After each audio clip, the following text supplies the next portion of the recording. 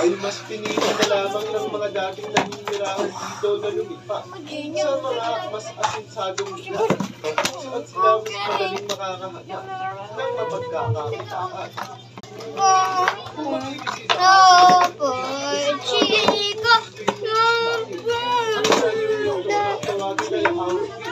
na sinasabing may isa sa pinakagandang konsepto kung bakit binoon ang nayon sa mundo. Sa nila ng ang posisyon ng mga nakatayong gusali na bumubuo sa rumis ng galaxy ay hindi lamang ginawa para pagkaroon ng hindi para rin ipakita ang tema ng ito.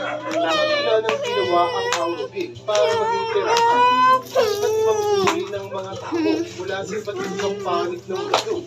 Kung kaya't walang kahit na ng religion, kultura at